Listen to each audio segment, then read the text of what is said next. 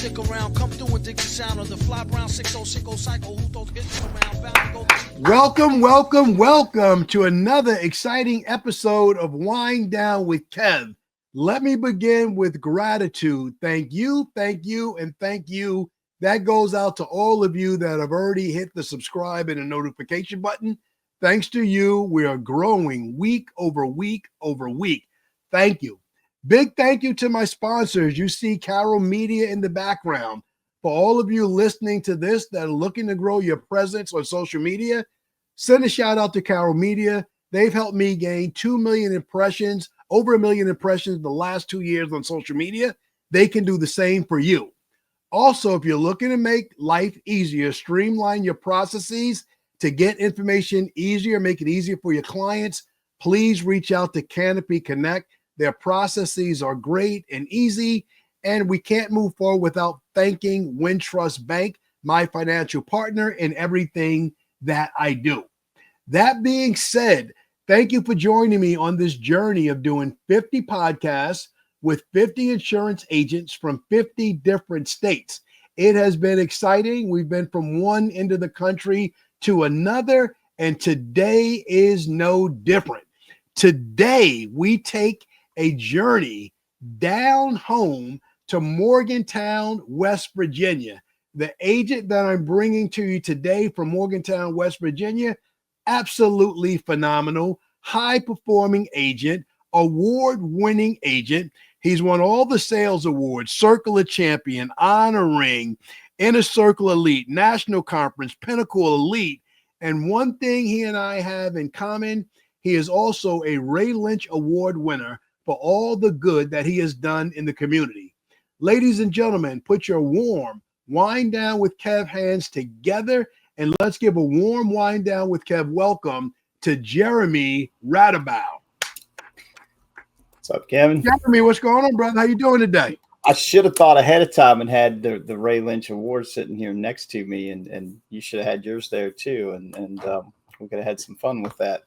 Glad to be here, man. No worries, man. We said it. We did it. The communities where we live and work, they know it, and we did it. That's it. It's in the record books now. Yes, sir. They can't take that away. But Jeremy, what is it like?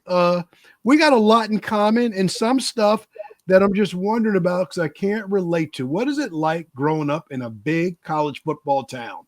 What is that like? So I grew up just a little ways away from town, but I've lived here most of my life. And, in West Virginia, we don't have any pro sports teams. So the Mountaineers are, that's our version of our pro football, our pro basketball, our pro baseball. So it means a lot. They say in the SEC, they say it means more or something like that. But I don't think that's necessarily true because we bleed blue and gold throughout this entire state. It's not just like a section of the state. We're here in Morgantown, we're on the northern end, very close to Pennsylvania, actually. But if you get down 3-4 hour drive south of here, folks down in that part of the state bleed blue and gold just the same as we do. So there's a lot of pride. And it doesn't matter whether our teams are good or awful or anywhere in between.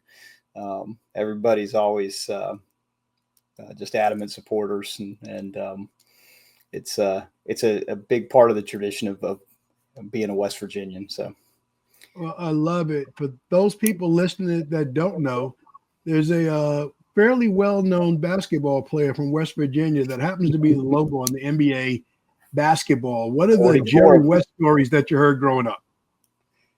One more time. What are the Jerry West stories that you heard growing up with Jerry West being a native of West Virginia? So Jerry's a legend, not just in West Virginia, but really worldwide. But, that's one of those things where, again, being a West Virginian, anybody that's famous from the state or in any way associated with the state are just absolute legends here. And Jerry West, I don't know if this is well known around here. He was always called Zeke from Cabin Creek. That's his nickname. He's from a little town called Cabin Creek down very close to where the Greenbrier is, which is one of the more famous like landmarks in that part of the state, but very, very rural part of the state. And, even to see that area now and to think that the guy who became the logo came from there is just unbelievable.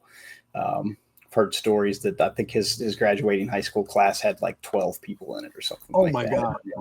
He comes to Morgantown and played with a couple other guys that made a mark. Hot Rod Hundley was on that team with him. Yes. And he was what was he, an executive with the Utah Jazz for years, general manager? Yes. And kind of crazy to think that two guys that played together for the Mountaineers 60 years ago were running major NBA franchises until recently. No, absolutely. So, Jerry West not only has the accolades for what he's done on the court, but he also gets credit for putting together some of the best teams in the world. His role in putting together Showtime Lakers, his role in putting together, I believe, the Golden State Warriors. I think he was an advisor, and he just has an eye for it and a knack for leadership and things of that nature. So shout out to West Virginia. I'd love to bring up other people. Am I correct in bringing up Randy Moss? Am I remembering that wrong? Is he a West Virginian as well? Randy Moss is from down in Logan, West Virginia, again, Southern coal fields. And he's famous for his football skills, but a little known fact, he was better at basketball in high school. And he and Jason Williams played on a high school basketball team together. That's scary. And the videos of those two playing together are just absolute insanity. But the crazy thing is they lost the state championship their senior year. And How did that happen? Two guys, one of them was an NBA superstar, one's an NFL superstar. They played on the same high school team again. And this is a small population part of a small population state. And just to think that those two guys grew up together and ended up on the same, they just absolutely crazy that you have that kind of talent that comes out of that small of an area. Well, I think everybody still remembers Randy Moss because he's on ESPN every week. And shout out to Randy, thoughts and prayers with him as he goes through his battle with cancer. But anybody that doesn't remember Jason Williams, please YouTube White Chocolate. Please YouTube White Chocolate. I haven't heard that for a long time. Put some respect on that man's name. He put plenty of people in the spin cycle trying to figure out where he was going with the ball next. So, man, Jeremy, this is easy for us. I can go in this West Virginia Sports Hall of Fame conversation, but we need to talk a little bit about insurance. Tell me what you love about being an Allstate agent. And for me, I've been in the business for 14 years, almost 14 now, almost 15. Jeez, I have a hard time keeping up with that sometimes. But what I've enjoyed about it has changed over the years. And early on, it was just the thrill of taking care of friends and family and growing the agency with building referral connections and just the excitement of that on a daily basis. And over the years, as my role has changed, as the agency's grown, the thing that I really enjoy and that I'm passionate about these days is bringing on team members and developing them to put them in a position where they can literally change the trajectory of their lives. I mean, this is not a situation where somebody has to have a master's or a PhD in order to be able to make life-changing kind of money. And for the right type of person that has the personality and the drive and the coachability, if that's a word, we'll make it up if it's not. Just to come in and learn and trust the things that we teach them and take it and run with it. When they can, maybe with nothing more than a high school degree, which is fine. I don't worry about what their education is. I'm more worried about how well they fit into our culture and how coachable they are. But when they can take that stuff and then maybe whatever job they did before, they could earn $40,000-$50,000. They can come do this and make well into six figures and literally change the trajectory of their family's lives. Like that's just it's something that's a lot of fun for me. And it's very, very rewarding when you see it. You see somebody working towards it, and then that moment you see it click and it starts really, really rolling. That's the stuff. That's what it's all about. That's the game changer. So Hey DJ, what's up? I'm in the middle of recording the podcast. I know, man. No, yeah. So this guy, we want to talk about something different. He's trying to get his website and his Google My Business page going. Yeah, I know.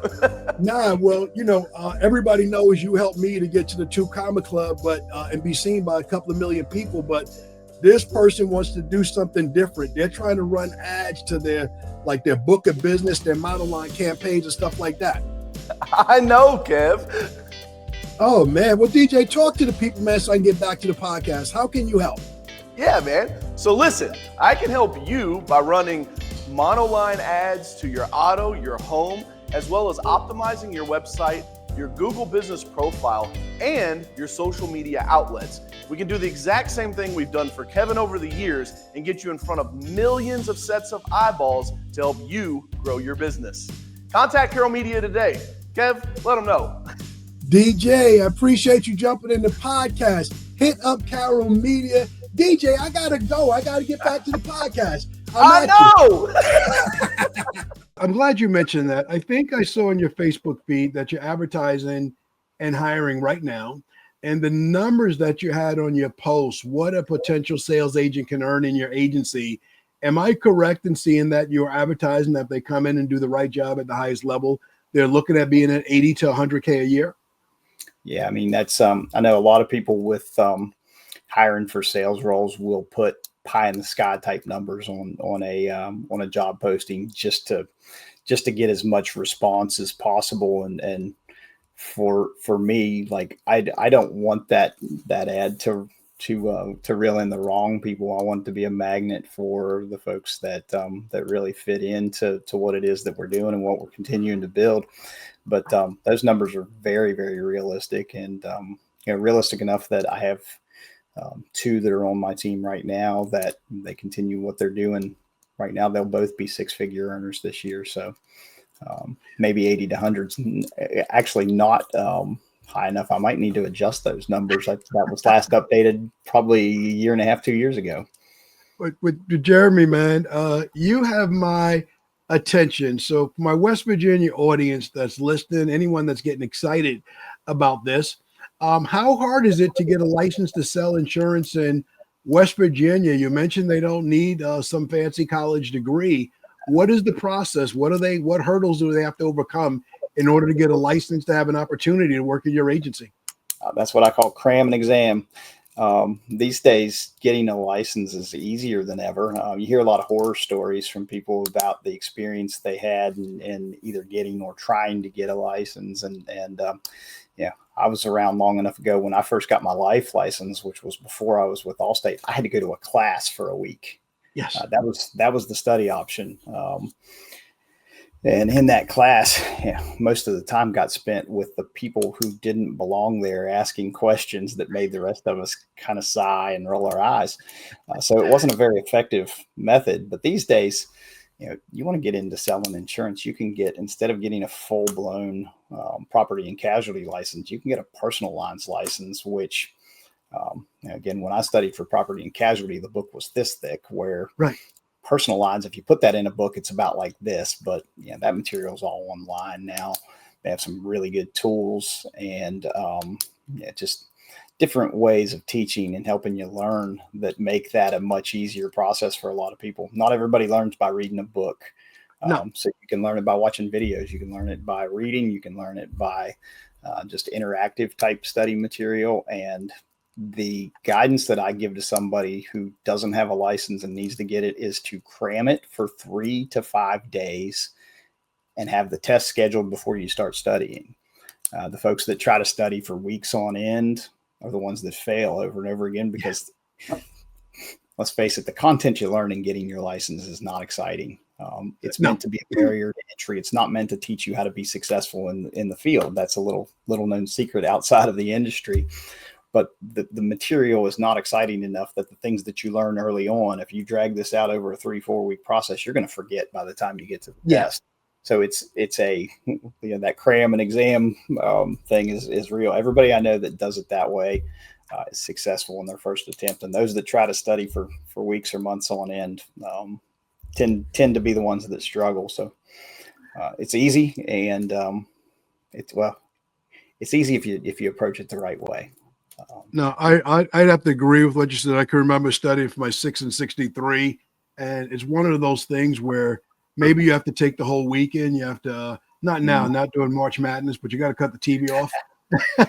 Not right now, not this weekend, but a different weekend where there's less going on, and only do that, right? And block out all your other thoughts. And Monday or Tuesday at the latest of that same week, go in and take the exam, get in the game, and then you really learn about insurance. So, Jeremy, we jumped right in the business end of the pool. I forgot to give you an opportunity to acknowledge and shout out your beautiful family. Well, I'm luckily married to. I married up. I was single for a long time, so I got married in my mid 30s, and my wife Amanda's she's a nurse. She's done some amazing things in her career. She worked in pediatric ICU when we first met, taking care of kids that are in some of the worst situations you can imagine. And man, it takes a special breed of person to be able to tough that out day in and day out. And she did that for a long time. She's got more of a desk nursing job these days, so that, during those times that was night shift. And, when we had our first one, she switched to a desk job where she can be at home more and not be trying to work through the night and sleep during the day and all that crazy stuff. But we have a 10-year-old and a 6-year-old, both boys, Eli and Jack. They're both characters in their own way. Jack, the younger one, he's undoubtedly my mini me. He's got my sarcastic sense of humor, which some people might call smart ass. Which, now that I think of it, my oldest has that too. So I've got two of those. My older boy is mannered a lot more like my wife. So he's probably considered to be nice and smart and all those things that I'd call her, where the younger one got all of his traits from his dad. So he's got some rough years ahead of him. All right. So speaking of your boys, late last year, early this year, you took me and everybody that was on your Facebook Live that day. You took us for a ride through West Virginia. It was snowing. You were showing us the mountains. And I got to tell you, I present myself as a gangster agent from New York, but the reality is a pretty soft side to me. And when you're going through those mountains, it's snowing, I was pretty shook. I've seen so many movies where someone's coming around one of those cliffs and those lanes, and then all of a sudden something bad happens. But which son was riding with you that day? You had a son in the front seat, or I don't know if one was in the back. Back, yeah. So Jack, my little one, was with me. My oldest was with my wife skiing that day. It actually was not supposed to snow that day, so they got up that morning and took off for 2 hours away, where we have a cabin in that part of the state, and they went to go ski, and they ended up having to stay even though they weren't planning on it. But my youngest and I it's a tradition. We go to my parents for lunch every Sunday, and they only live 20 minutes or so up the road. And Jack and I jumped in the truck, and we saw it coming down pretty hard that morning. And I'm not one who usually messes with my phone much when I'm driving, but when we stopped to turn around, I went ahead and put it in my mount on the dash and turned the camera on there just because I thought it'd be entertaining. But literally couldn't tell where the road was. When we first left the house, we followed a snowplow up the road, and we hit a point eventually where that plow hit the county line, and he had to turn around. And I tested it just to see. I mean, I grew up driving in the snow, so it doesn't scare me a bit. but we got maybe 500 feet past where he stopped and turned around, and I was watching mailboxes to know if I was on the road or not. And I just decided, if I'd been by myself, I'd have probably kept going, but with my boy in the back seat, I decided that was probably not a wise gamble. But we had some fun with it, and luckily we followed the snowplow right back down the hill on the way back to the house, and then we rode that storm out for the rest of the afternoon. Played some Madden on the PlayStation and some Nerf basketball, and just had some fun inside. So Jeremy. Hey, Ray, it's Kevin. What's up? Hey, what's going on, man? Nothing, man. You guys have been helping me out for a while with all the digital things you can do at Use Canopy, but some of my guys, they're still having a hard time adjusting to the digital age. Talk to the people, Ray, please. Yes, sir. Well, Canopy Connect is the insurance data intake platform. Send a link out to your prospect. They, click on it, find their insurance carrier. We got like 350 insurance carriers on there. Click that, sign in, and they can be done there. You can ask them a few more questions you want, but we're going to pull all that insurance information, give it to you right in a nice dashboard. That sounds pretty quick. What are we talking? 2 or 3 minutes? Less. You can do that in 30 seconds, man. Wow. Nick, you're a big time marketing guy. What do you think? I think Canopy Connect is one of those tools that everybody should have in their back pocket. Makes it easy to use. You can send it out in emails and text messages. You can use it in social media campaigns, X-Date campaigns. All of those methods will work with Canopy Connect. Guys, I got to get back to the podcast, but you heard it right here. Use Canopy Connect. Go digital. Leave old school in the past. Nick and Ray, I'll catch you guys later. Easy. Let's go. See you. For the audience that didn't see that Facebook Live that I caught you doing, you used the words matter. You used the word hill. Give me a sense of how high up you were going up, because it looked very single lane to me. A lot of movies with scenery like that I've seen in my life. What sort of peaks and what sort of valleys do you have coming down a hill like that? Well, so they call us the mountain state, even though there's nowhere in West Virginia that has elevation anything like what there is out west. The difference is in West Virginia, our mountains go like this, where out there, their mountains go more gradual. Yeah. So everything here is up and down, and that's just the nature of the overwhelming majority of the state.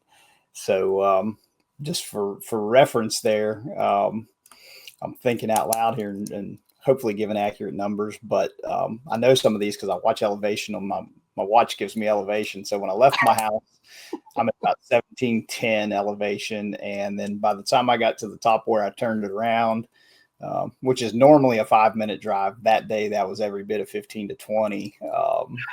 You're at about 2,300 elevation. So the road that I live on is steep, and then it's steep, but also very windy. So in the winter, it's a little scary for some that aren't used to it, and for a lot that are used to it. That would be me. So let's bridge the gap. Let's bridge the gap between fallen snow between 1,700 feet, steep mountains, to 2,300 feet. What does that mean in terms of insurance hazards? I can think of a couple, but how important is it for you to properly advise your local customers with the coverages that they need to have, because that's the terrain, that's the landscape, that's the geography of the area. So how does that play into your coverage advice, both on the auto insurance front and the home insurance front? So we're blessed in this area. We are as natural disaster free as I think about anywhere on the planet is. The worst things that we get in this area are when you have a hurricane that comes inland and then it gets to mountains, and those mountains are high enough that it stops and then it sits here. So we've had some, over my lifetime, we've had a couple of pretty significant floods that have come from those hurricanes. But those tend to hit some of the really, really rural areas. And that's not to say that people aren't impacted. There's definitely people impacted by it, but it's not something that happens on the regular, like some other areas of the country where you have tornadoes and you get coastal and you have hurricanes constantly. Like this is a once every 20-year thing for us. Okay. And otherwise we don't really see tornadoes. We don't really see, wildfires and things like that.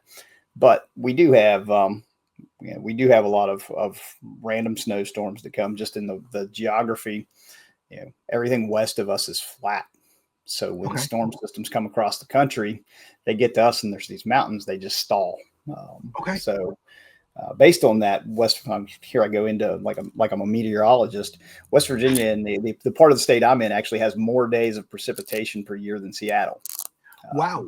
We don't get more precipitation, but we have more days of the year where there is precipitation because of that. And with that, like I say, we get some snow in the winter that is mostly a driving hazard. Sometimes you get the 3.5 foot snow that can cause issues with a roof or other issue, water damage with property. You get ice dams that build up and you start getting water that comes through the roof. But those are all pretty rare things. The biggest thing for us, West Virginia, over the years, this has started to change recently, but it's a very historically a very litigious state. And that was my question. That's what I wanted to ask. I'm thinking of the liability associated, but go for it. Talk about the litigious side and the importance of the right liability limits. Without getting too political, for a lot of years, the state house and Senate were almost all trial attorneys, and a lot of the laws were written accordingly. And like I say, some of that shifted in the last few years in a good way, and at least from an insurance agent's perspective.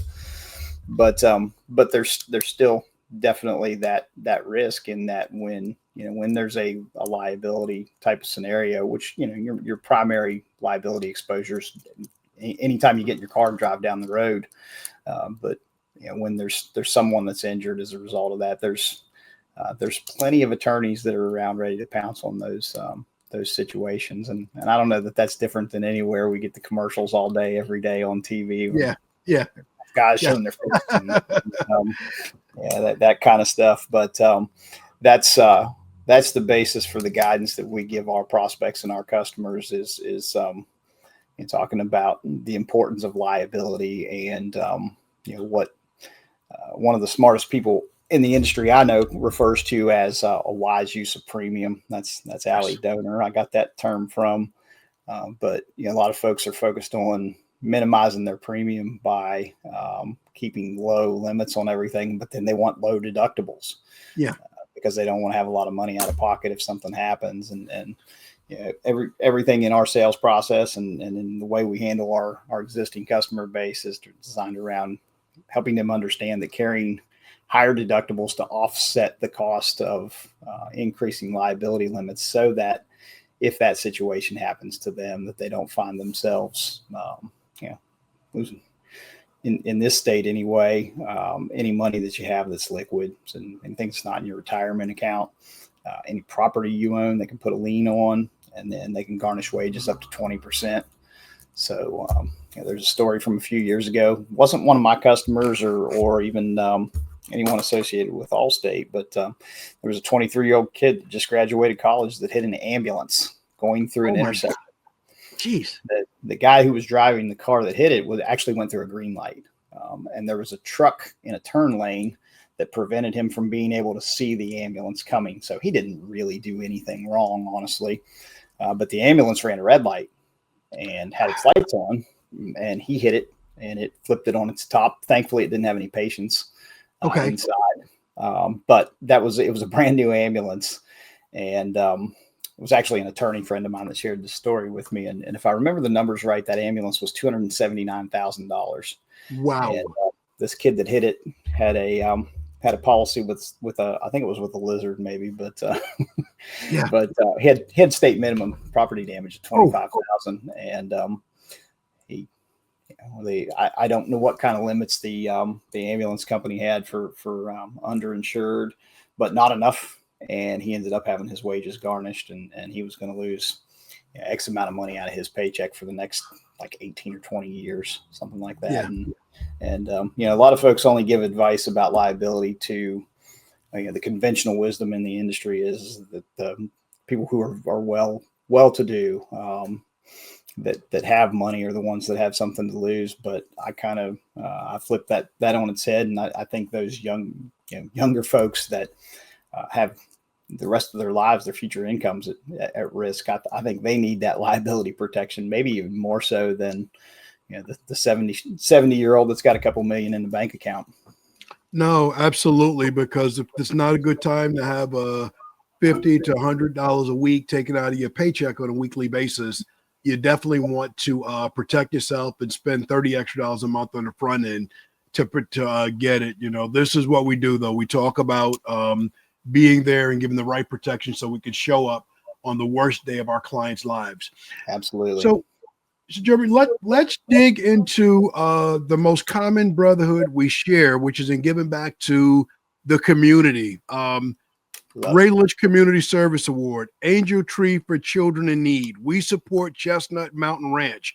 We support Stepping Stones, Volunteer Habitat for Humanity, Habitat for Humanity, Monongalia County, Bartlett House, Morgantown. Talk to me about the community activity that's nearest and dearest to your heart right now. So these days it's the Angel Tree. That's become a tradition for us the last 6 years. And, actually just this past weekend, I attended a gala event for local organization that represents children in foster care. And they're one of the organizations that we work with the Angel Tree. And they chose me as their community partner of the year, and brought me and the others that were with me up on stage and recognized us for what we do with the Angel Tree. And where that came from. This Angel Tree thing started completely by accident 6 years ago. I was at my Rotary Club meeting, and we had a guest speaker that day that was the executive director of a local domestic violence shelter. And this was like mid-November. And something just compelled me that after the meeting was over, I approached her and I don't remember how it all went, but I asked her if they did anything for the kids for Christmas. And she broke down into tears right there on the spot. And she said, "We just had our budget meeting this morning and we realized for the first time ever, we can't do anything." Wow. So without even thinking about it, I just said, "Well, do you have wish lists and like sizes and things for them?" And she said, "We do." I said, Can you send that to me? And I'll figure out a way. We'll make sure they get taken care of."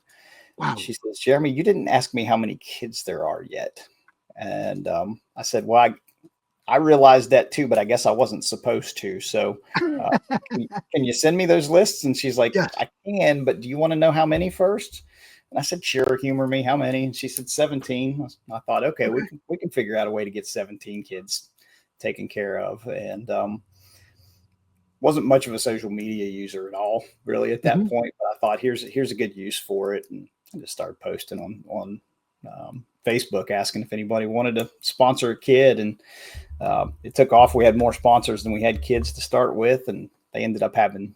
Unfortunately, that time of year is a time where they get a lot of their clients in, and they had more clients that came in, and they ended up with 32, 33 kids that first year, and we got all of them taken care of. And the second year, all my sponsors came back and wanted to help again, and then more people wanted to help, and we had to find other organizations to work with, and that just kept growing over the years. And 3 years ago was the first year we worked with this CASA organization, and then they were facilitating their own stuff on their website. So the first couple of years, like I had to just go on their website and like pick kids and put my name in as a sponsor, and then we'd make them part of our Angel Tree. And this past year, I just asked them, I said, can I offload that for you? Like you guys have jobs you have to take care of that are more important. Like, go take care of those kids. Let me take care of the Christmas stuff. And that, I guess it turns out, if I'm being honest, I did that because I just thought it'd be easier for us to do it that way than to like go in there and pull that information off the website. And that was, I guess, the basis for what made them choose me as their partner of the year, because that ended up being a big deal for them to not have to worry about kind of being middleman in taking care of all that. So I just enjoy it, and I get a huge I don't even know what to call it. It's just a huge sense of community and just pride in seeing how many people and a lot of the folks that sponsor, they might not be, they might be struggling financially too, but they step up and do this because they know there's nobody that needs it more. And yeah, the passion behind the whole thing is just that I can't stand the thought of one of these kids. And you think, like, we're working with kids that are in foster and kids that are in a domestic violence shelter at Christmas time. Yeah, I can't imagine. Like, I'm blessed. My parents are still married to this day. I grew up in a wonderful family. I had aunts and uncles all around my house. My grandparents lived right in front of us, and just grew up in a really, really good situation. So I can't imagine what it's like for these kids to be in that circumstance. And yeah, that's where the drive for it comes from. And we don't always know. Like, we don't get to see the reaction from the kids or anything like that. But I'll get a letter or two every year from the organizations. And we had a letter this year from a 16-year-old, and I'll have to watch her. I'll get emotional on us here, Kevin. I hear the inflection in your voice. I hear the sincerity in your heart. Go ahead. This young lady wrote a letter and said how appreciative her and her sister were, that they had never had Christmas gifts in their life. She was 16, and that because of those Christmas gifts, she felt like there was a reason that she was here for the first time in her life.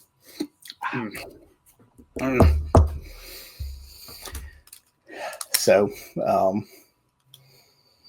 yeah, based on that, I can't ever not, like, I'll be doing this angel tree as long as I can do it, because I just can't.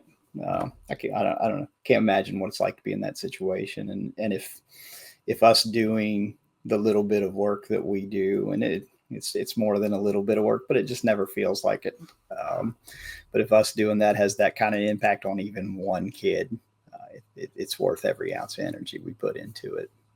Man, Jeremy, thank you for sharing that story with us. Thank you for sharing the letter. Thank you for sharing the heart. I was listening attentively and quietly because I heard the inflection in your voice change as you talked about the young lady at age 16 sharing that those are her first gifts. And I think beyond the children that you're helping the sponsors as well, because there is we hear that saying, it's better to give to receive.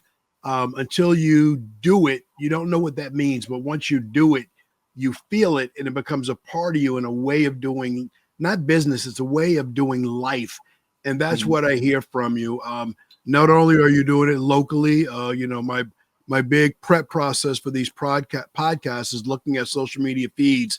And I saw the invitations that you have out there, inviting others to participate, others to adapt a family. And, whether you're an empty nester because the kids are gone, or maybe you're a parent that never had a child or an adult, and you want to do this from your heart, not because there are accolades associated with it. Just incredible. Keep doing that good work and giving other people purpose.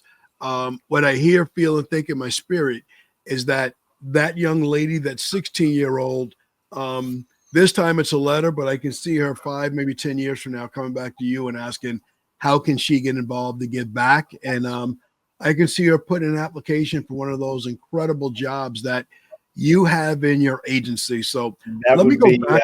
That'd be the coolest thing I could imagine. Yeah, I can, I'm crazy like that. I think like that.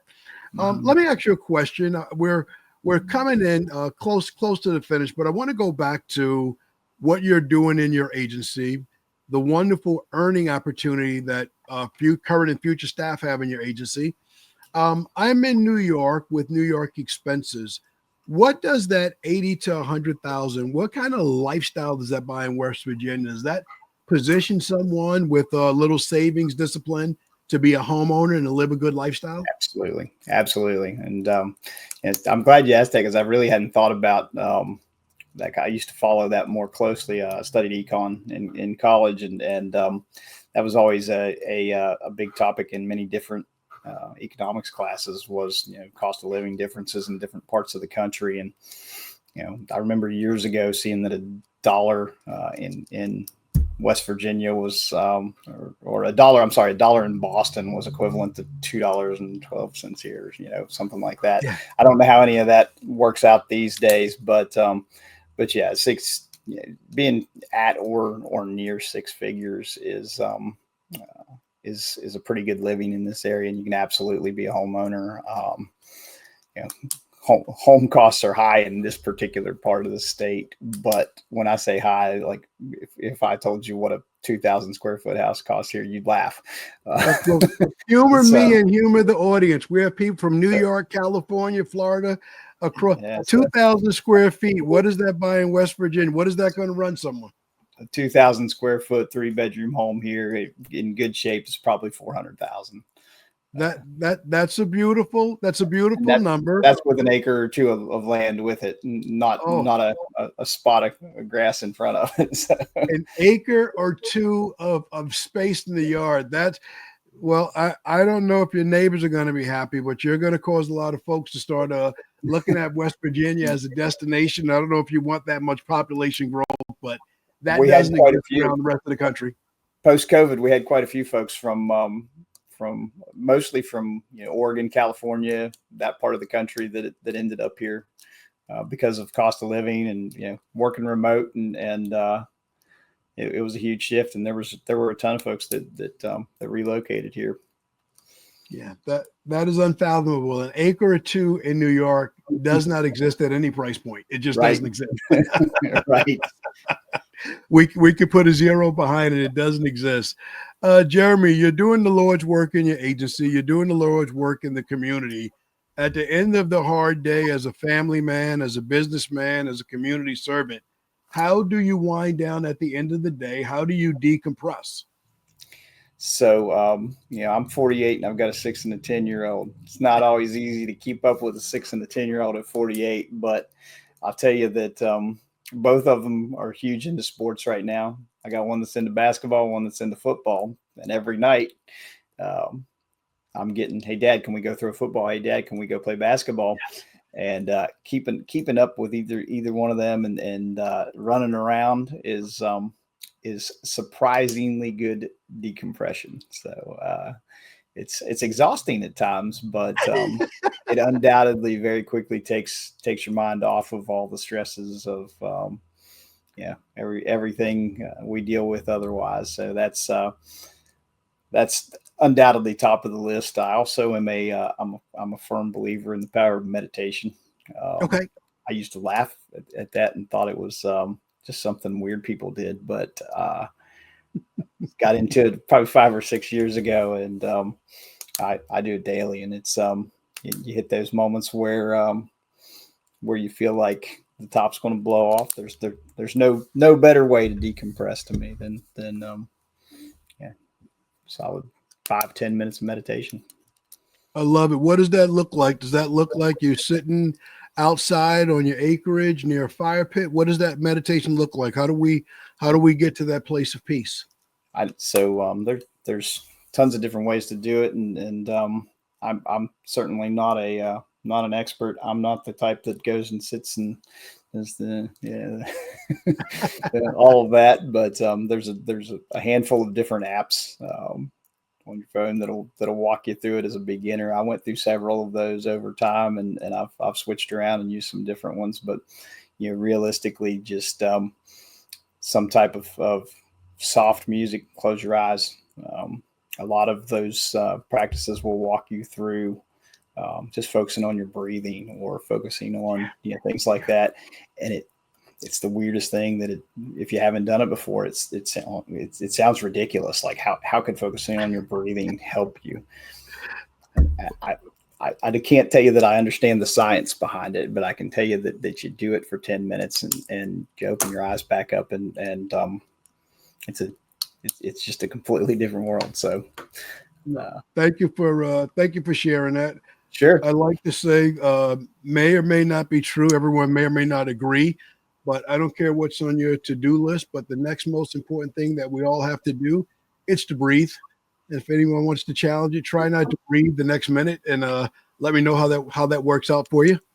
Uh, Jeremy, you have been a fantastic guest. Is there anything else that you wanted to share with? Anything you wanted to talk about? Anything that you thought I might ask you that I didn't ask you on this podcast? I'm just glad you gave me that opportunity, because when we talked about the angel tree stuff, in sharing that story, I neglected to share what I think is one of the coolest, or just, I don't know what the right word to describe it is, but one of my favorite parts of it in the community that we have as agents, and you know very well what I mean. Anybody that's not an Allstate agent might not understand that, but there's a brother and sisterhood, or I don't know what the right word to describe it is, but the connections within our agent community are strong. And from the first year that I did this angel tree, I have been blown away. Every year I have agents from all over the country that reach out to me. They may send gifts for a kid. They may send money just to help take care of sponsoring a kid.